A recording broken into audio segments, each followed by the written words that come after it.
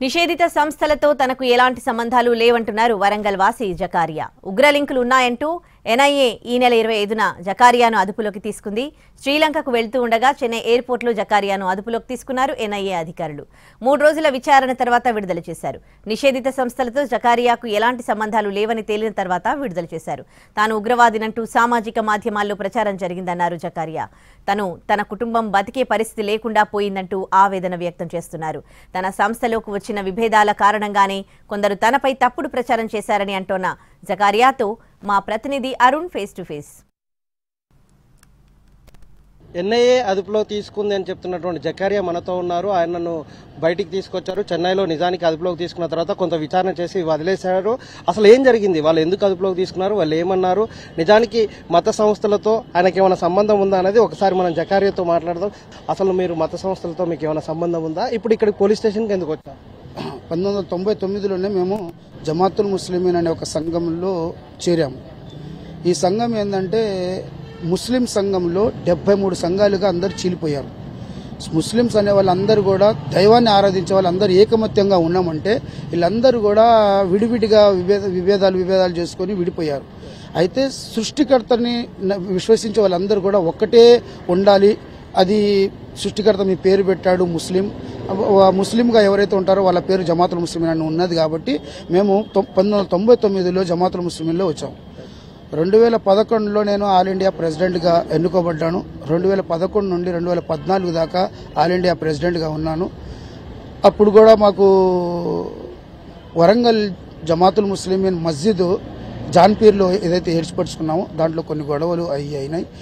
దాని ద్వారాగా అప్పుడు మస్జిద్కి ప్రెసిడెంట్గా మన మసూద్ పాషా అనే వ్యక్తిని అక్కడ సెక్రటరీగా పెట్టాను, నియమించాను ప్రెసిడెంట్గా ఉస్మాన్ అని.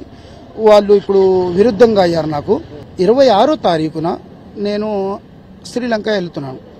ముఖ్య ఉద్దేశం ఏంటంటే మాకు అమెరికాలో కానీ శ్రీలంకలో కానీ మన దుబాయ్ సౌదీ ఇట్లా వేరే కంట్రీల్లో జమాతుల్ ముస్లిమీన్ సంఘం ఉంది. ఈ సంఘం అన్నిట్లో కూడా ఒక పెద్ద అమీర్ ప్రెసిడెంట్గా ఒక అన్ని కంట్రీలకి ఒక పెద్ద ఆయన ఉంటాడు. ఆయన ఎవరు, ఇష్తియాక్ సాబ్ అని ఉండేవాడు. ఆయన 83 సంవత్సరాలు వయసు, చనిపోయాడు గత 2-3 నెలల ముందర. అయితే కొత్తగా జైనుల్ ఆబిదీన్ సాబ్ అని ఎన్నుకోబడ్డాడు. ఈయన ఎక్కడ, పాకిస్తాన్ ఆయన.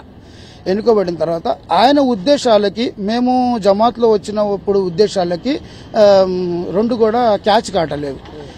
మేమందరం కూడా ఈ సంఘాలుగా విభేదాలతో విడిపోయిన వాళ్ళందరితోటి మేము ఎలాంటి వాళ్ళతో కల్పితం లేకుండా దూరంగా ఉండాలని మేము సంఘంలోకి వచ్చాము.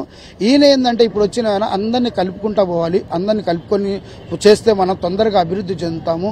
సంబంధించిన వాళ్ళతో మాట్లాడారు అనే ఒక ఆరోపణ ఉంది.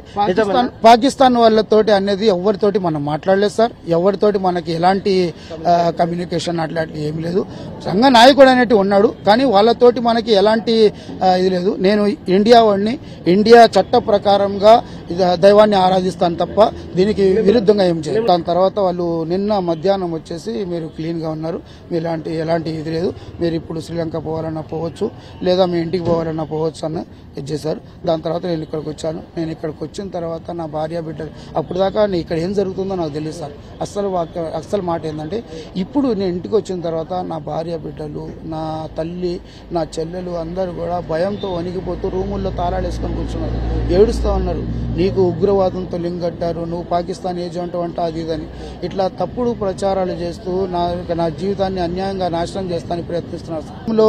నన్ను బాగా ఒక దేశద్రోహిలాగా చూపించారు. ఇవన్నీ వాపసు తీసుకొని మాకు తప్పుడు ప్రచారం చేశామని ఒక మాటతోటి నా జీవితం బాగుపడుతుంది సార్. లేకపోతే నేను భార్య పిల్లలతో నడు రోడ్డు మీద ఏదన్నా చేసుకునే పరిస్థితి వచ్చింది సార్. నా పిల్లలు కూడా స్కూల్కి పోలేరు.